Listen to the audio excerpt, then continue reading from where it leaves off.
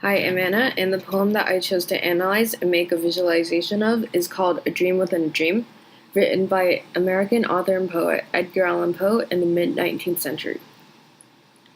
So here's my visualization, and it may seem like a mess of jumbled ideas, but each part actually represents either a part of the constraints, surface, or deeper meaning of the poem. So on the surface level, this poem is made up of 5 main events. The first one is the departure of the narrator from the woman that he loves. He leaves her because she thinks that his days have been a dream. The second event is Hope leaving the narrator. Soon after he leaves the woman that he loved, he finds that Hope has also left him as he is unable to hold on to the most important things in his life. The third event is the narrator standing on the beach soon after, and he is looking at the waves tormenting the shore. I drew his shadow to be cast onto the waves to represent that while he is watching the shore being tormented by the waves, he too is being tormented by his own thoughts. Number 4, he is standing on the beach and he holds sand in his hand. More specifically, the sand is golden, and this color gold often represents value, meaning that he holds the most important things close. Yet as the sand leaks, he realizes that he is unable to grasp onto the most important things in his life. And this leaves him in absolute misery, and for event 5, he is standing on the beach crying out to God. Beyond that, there's much deeper meaning in this poem.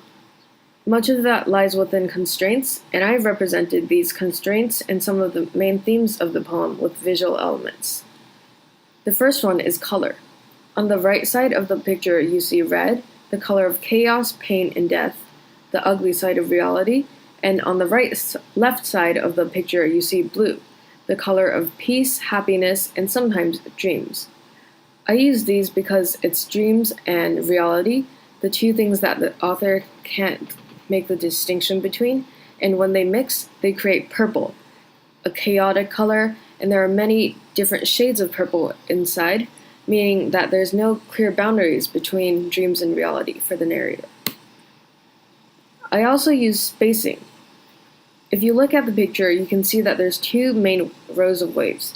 These represent the 2 stanzas within the poem, and this is very important because in the first stanza, the narrator is still in his real life, while he is in a dream in the second stanza. Within each row of waves, there are many groups of waves, and these waves are in 2s and 3s, representing the couplets and triplets in the poem. Each couplet and triplet introduces a new idea, which replicates the structure of ideas within the mind of someone who can't make a distinction between dreams and reality. Lastly, I use shapes. If you look at the whole picture, you may see 2 things, a brain and a wave. I made it this way so that I can show some of the most important symbols of the poem.